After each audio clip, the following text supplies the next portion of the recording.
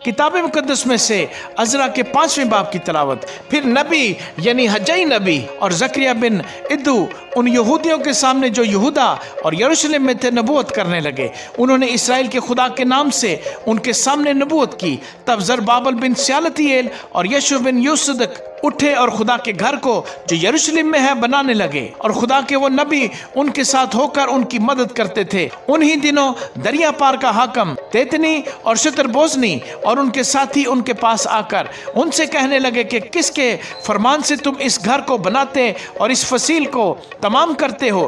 तब हमने उनसे इस तरह कहा कि उन लोगों के क्या नाम है जो इस इमारत को बना रहे हैं। पर यहूदियों के बुजुर्गों पर उनके खुदा की नजर थी, सो उन्होंने उनको न रोका जब तक कि वो मामला दारा तक न पहुंचा।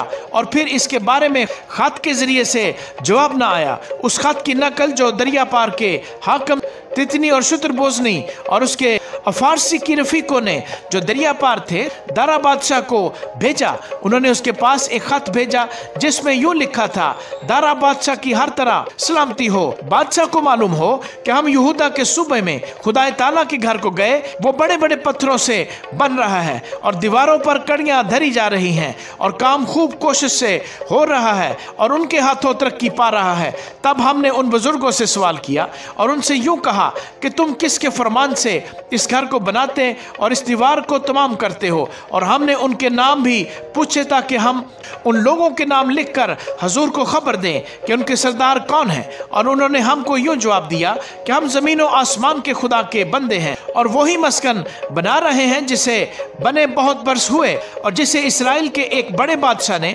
बनाकर तैयार किया था। लेकिन जब हमारे बाप दादा ने आसमान के खुदा को गुस्सा दिलाया तो उसने उनको शाह बाबल नबूकदनेस्सर कसदी के हाथ में कर दिया, जिसने इस घर को उजाड़ दिया और लोगों को बाबल को ले गया।